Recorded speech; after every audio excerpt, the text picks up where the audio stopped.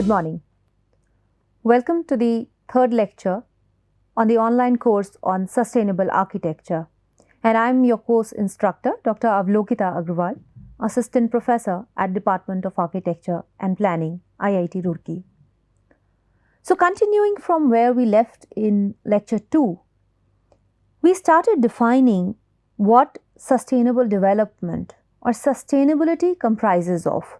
So we started with a very generic understanding of what sustainability would encompass. So it essentially has this triple bottom line, which is the most commonly understood definition of sustainability or sustainable development. I'm using sustainability and sustainable development as interchanging terminologies. However, they are not. We will come to that a little later. For now, understanding the definition of what comprises of sustainability is here. So these are these three spheres where social, environment and economic form the triple bottom line, and there have been various attempts across the globe to understand sustainability, the process of it, the definitions. So let us see a couple of these definitions and then try to come back at sustainability and the concept of it. So here are some of the most widely accepted definitions of sustainability. As per Thomas Jefferson Sustainability Council, sustainability may be described as a responsibility to proceed in a way that will sustain life, that will allow our children, grandchildren, and great-grandchildren to live comfortably in a friendly, clean and healthy world.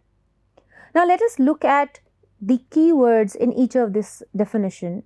First is, we have to proceed in a way that will sustain life. So we have to sustain the life in a way that is comfortable, friendly, clean and healthy, which implies that the environment is good for our future generations. They're comfortable, so they have enough resources to sustain themselves, flourish, and they have a friendly environment which is socially and culturally thriving. So this is what we are meaning when we are looking at this definition. Let us look at another definition. So if we look at the Webster's International Dictionary, the word sustain literally means to cause or to continue as in existence or a certain state or in force or intensity, to keep up, especially without interruption, diminution, flagging, etc., or it is to prolong. So in whatever state we are today or at any point of time, sustain implies to continue in the same state. Now if we look at some time back, say 2 centuries back, at the beginning of Industrial Revolution, was the environment, the overall environment which includes the socio-cultural context as well, was it the same at that time as it is now? No, of course, it has changed. It has evolved, emerged, but will we be able to provide the same environment as we have today to our children, to our future generations? Probably not, or maybe yes. So, sustain is essentially to continue in the same state. Another definition says improving the quality of human life while living within the carrying capacity of supporting ecosystems. It is, in essence, the way of achieving sustainability. So, if we continue to live within the carrying capacity of supporting ecosystems, we will be able to sustain ourselves. So, it is the process. We have to consume only what is available to us, say per capita basis, from the surrounding ecosystem. One of the most commonly accepted definition of sustainable development came from the report Our Common Future, and it says sustainable development is the development that meets the needs of the present without compromising the ability of future generations to meet their own needs. So it says we are not compromising our own needs of present, but we are also not compromising on the ability of future generations to meet their own needs. So, as we saw yesterday in the previous lecture, the needs can be controlled. We have to frame our needs in such a manner that we are able to fulfill them today and tomorrow as well for our future generations. If we look at the World Business Council on Sustainable Development and how it defines sustainable development, we see that gradually the focus on economic prosperity, social equity, social justice finds a little more emphasis mentioned as compared to the environmental definition, and that is what gets reflected through the definition if you read. Sustainable development involves the simultaneous pursuit of economic prosperity, environmental quality, and social equity.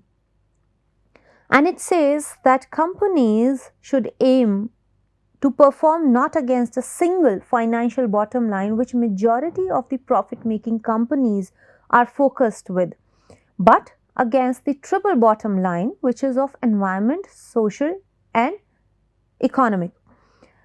So, some of the concepts, extraordinary concepts in those times, for example, emancipating slavery or enfranchising women, are now in today's times, they are taken for granted.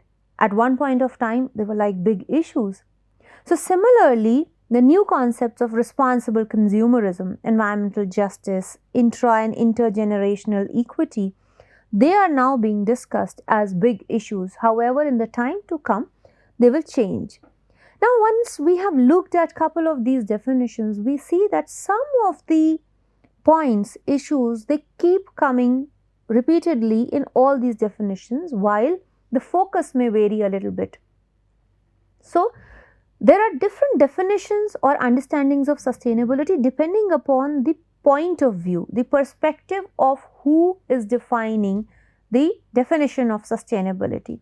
So, there is a need to develop scientific models of how to understand sustainability. They could be different types of models, they could be different ways of understanding sustainability, but the essential characteristics of any scientific model has to be seen while defining or coming up with a new model of sustainability. We will see a couple of these scientific models of defining sustainability in the slides ahead. But the essential characteristics of scientific models must stay. The first and foremost is it has to be a simplified representation of the reality. It has to be very simply conveyed. We can't make a model which is very complex, difficult to understand. It should be testable. We should be able to test the model on different situations, different conditions. It has to itself become the object of study, which we will see how it gradually becomes. It is usually a conceptual model which we apply to a given circumstance, given context, and test it. And it allows the possibility of measurement and circulation. So, it has to be tangible. We have to be able to measure it on various parameters. It allows the explanation of the reality. So, we have to be able to relate, associate the reality and express it through this model. If it is not doing that, then it is a failed model. And it has to represent the systems and is isomorphic to the system that they represent. So, it has to be a direct representation of the reality. Now, let us look at some of the models of sustainability. Now, all these different models which are defined to assess, to measure, quantify, define, understand sustainability can be clubbed under a broad study which is termed as sustainometrics. Now, sustainometrics is actually a way to describe the interconnectedness of 5 domains. So far, we have been talking about 3 domains: environment, society, the social domain, and economic. However, if you see here, we are talking about these 5 domains where environmental stays, socio-cultural dimension is there, and economic dimension is there. So the triple bottom line is anyways there. But with given penetration of technology in our life, almost all spheres of life, technology also becomes an added domain, and policy, which includes politics as well.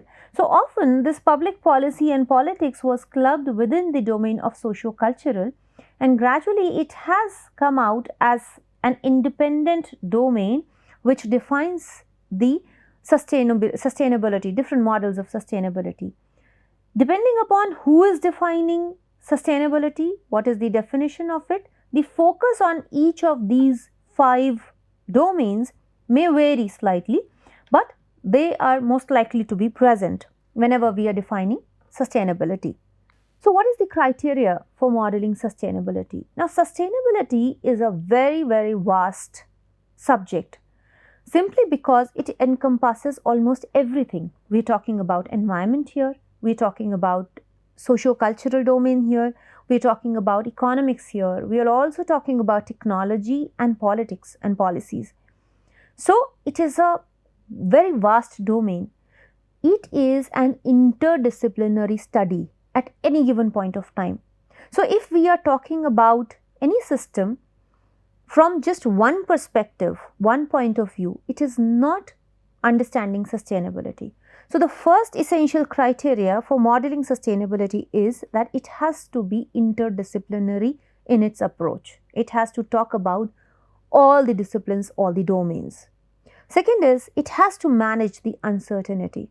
Now, uncertainty comes in because it is so vast.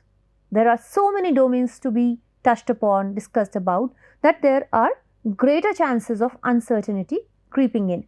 Now, any model of sustainability which we are developing, defining, has to manage that uncertainty in very clear terms. Third is, it has to be a long range or intergenerational point of view. It has to bring into the picture an intergenerational point of view. Now, anything, the moment we talk about sustainability, we are talking about a system to sustain for long, to continue, as we have just seen the definition. So we are not talking in a given point of time, but we are talking about a long duration of time. And that is why a long range or intergenerational point of view is essential to define or model sustainability. Fourth is global local perspective.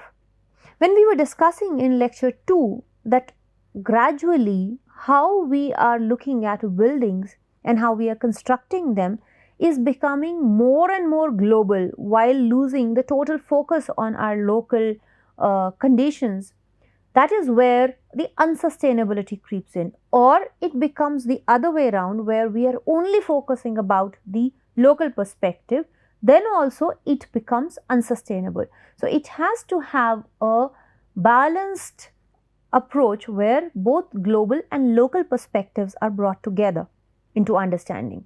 And the last is stakeholders' participation. We cannot define sustainability, or we cannot develop a model of sustainability from a third person's perspective. It has to incorporate the perspective and participation of the stakeholders who own that system which is being tested for its sustainability. So, with these defining of criteria for modeling sustainability, let us look at the different types of models of sustainability which are available as on date. So, people have tried to define sustainability through different types of models. One is pictorial visualization model. Next is quantitative model, which talks about numbers and quantifying, measuring the different parameters. Physical models, which are physically available, which are tangible, which can be seen, constructed. Conceptual models, which are available only as a concept. And standardizing model, where we develop standards and talk about sustainability. Let us look at each of this model and briefly discuss about what we understand by sustainability through these different types of models. Now, these models, this pictorial model here. This we have seen, which was the first representation of sustainability through the Venn diagram. Now, gradually, people started arguing that what is the use of economy if the environment is not there. So, there was one very noted ecologist, environmentalist, Herman Daly, and he discussed what is the use of a sawmill if the forest is gone. So, what is the use of a sawmill which is used for generating economy if the environment is not there, if the forest is not there, and that is true for all the cases. So, the definition of sustainability through the pictorial means was redefined, where environment would become the main focus and the larger point of discussion, while society and economy are within the environmental domain. So, the definition of sustainability itself changed, evolved, where a larger emphasis was to be placed on environment.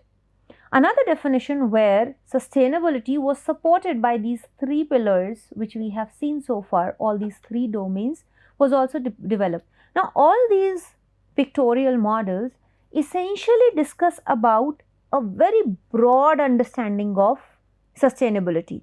Now, from these models, we cannot really quantify or understand a given context very clearly, but we can form a general understanding.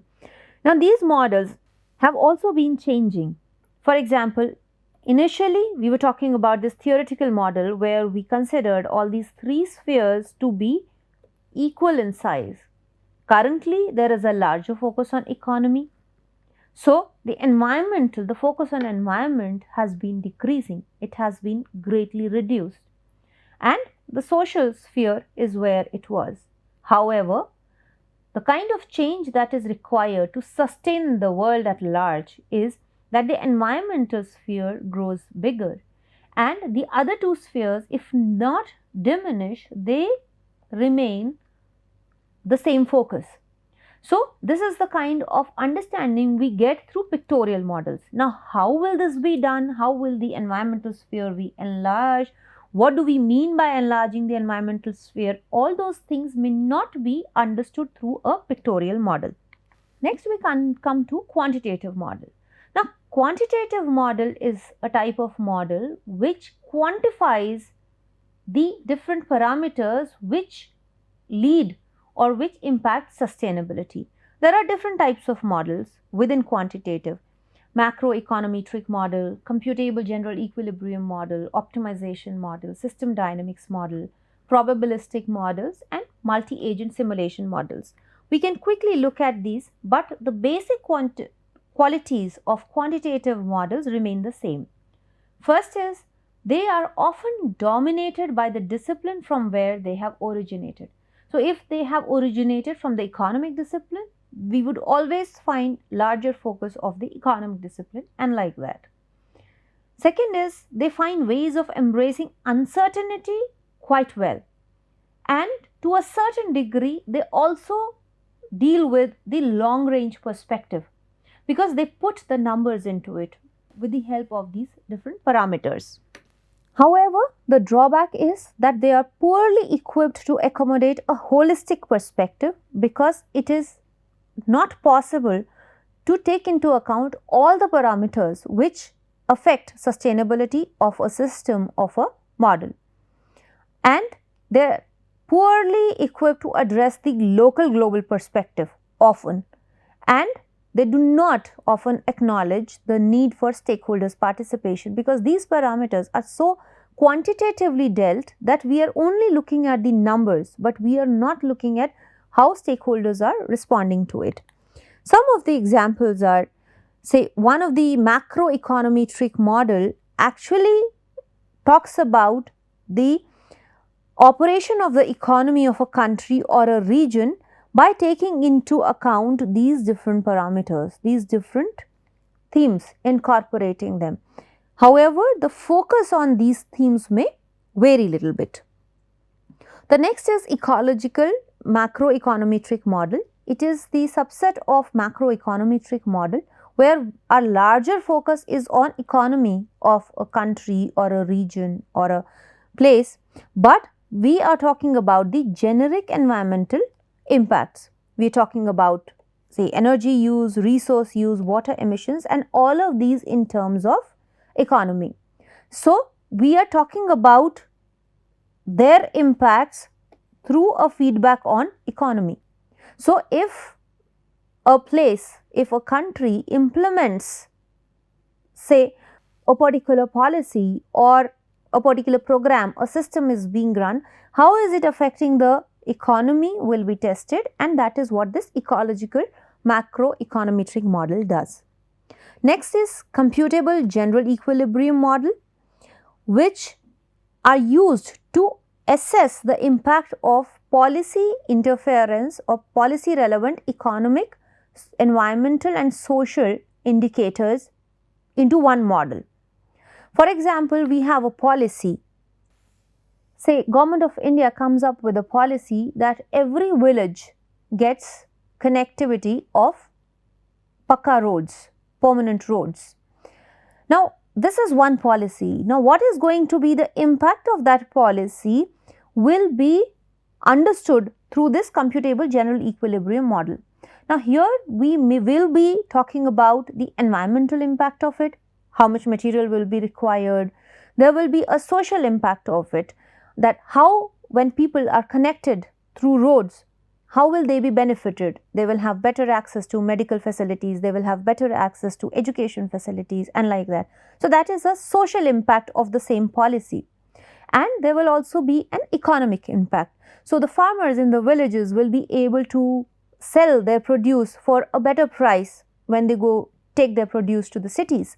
So, a policy will be taken up and its impacts will be calculated through these different parameters, and finally the conclusions of and recommendations for the policy will be made. The next is optimization model or system dynamics model. Now, here it largely relies on identification of indicators. Now, suppose if the indicators have not been properly identified, the system dynamics model may fail because it is not even considering a particular indicator. However, if the indicator has been aptly identified, clearly identified, then based upon the data analysis, data acquisition and data analysis, a robust model can be developed which will explain the interdependencies of a lot of different parameters, and it can explain sustainability to a large extent. These were all different types of quantitative models. The next type of model is a physical model. Now, physical model, as I said, is a tangible model, a real model which we can see. For example, model of a net zero building. Now, there we will be constructing a net zero building, a model of it, a physical model of it, and then carrying out tests, gathering data based upon that physical model. It is very specific and it is largely local. So, there are certain drawbacks because it, yes, reduces the uncertainty to a large extent. However, the time span is quite restricted because we are talking in a moment of time. The model was constructed today and the tests were carried out today. So, the results are also valid for this given span of time. They may not be long ranging.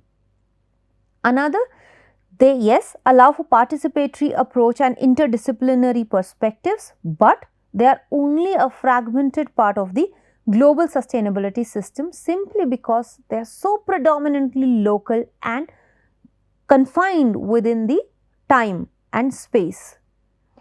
They are very rarely used to serve the main purpose of modeling for sustainability.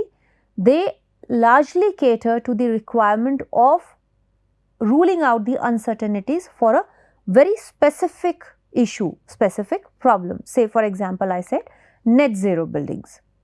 The next type of model is a conceptual model. Now, conceptual model is a very broad model and it is largely linked to very grave, serious issues which concern the entire world, globe, humanity at large. And they talk about the long term and intergenerational perspective. They're not locally focused.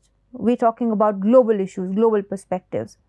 They are usually ideologically laden. They are heavy on ideology. People talk about ideologies through these conceptual models, and it largely is driven by heavy political agenda. So, politics is driven through these conceptual models. Let us look at one of the examples. For example, the entire conceptual model of ozone depletion. So, at that point of time when the depletion of ozone was brought to the forefront by scientists, at that time enough scientific evidence was not available to back the fact or to back the point of discussion, which was that ozone depletion is happening at a very fast pace. Scientists did not even know for sure with conformity that what is causing the ozone depletion. There were flaws in the kind of research which had happened, because the research was anyways going on. The scientists were not sure. However, the conceptual model of what is causing the ozone depletion was publicized and advertised through politics, through political agenda so heavily that it actually led to one of the most successful global treaties, which was Montreal Protocol. In the later years, yes, of course, the scientific evidence also pointed to the same fact that yes, certain compounds, certain elements were causing the ozone depletion to a larger extent. But at the time when it was proposed as a conceptual model, there was no very strong scientific backing. So it actually led to a very successful treaty, Montreal Protocol, which is what usually happens with the conceptual models, because they're so heavy on political agenda. It has been good for the world at large. Another conceptual model that we would see was this, for example, this climate change report 2014. Now, it talked about the observed changes and their causes. It observed the changes in the climate system and the causes of the climate change. So, if you remember, there was a lot of uproar on the rate of how glaciers are melting, how it was projected, because there is no scientific backing to it. At what pace will the glaciers melt? At what rate? And in how much time will all the glaciers be melted, and how it would lead to the sea level rise? Yet, it brought to the fore the conceptual model that climate change is happening. These are the changes which are happening, though the pace, the rate at which these changes are occurring is not scientifically proven. Yet, it is good enough to sensitize people, to create an overall large awareness and drive a political agenda where majority of the world comes together to discuss about climate change and to act upon it. So that is what climate conceptual models do. The last is standardizing models. Now these standardizing models develop a new benchmark, a standard, which in reality does not exist. It is a combination of various different parameters put together to lead to a quantity, a standard, which is proposed, and it is counted as a benchmark. For example, genuine savings indicator, which was proposed in 1997, or gross national happiness, which was proposed in 2008. Now, these are not really tangible, though the parameters which lead to these quantities or standards are tangible. Another one which we often see here is ecological footprint. Ecological footprint is a very popularly, commonly understood standard, though it in reality does not exist. Let us look at what ecological footprint is. So, ecological footprint actually measures the amount of resources which we consume. It could be per capita basis, it could be per state, per nation, or for the entire world.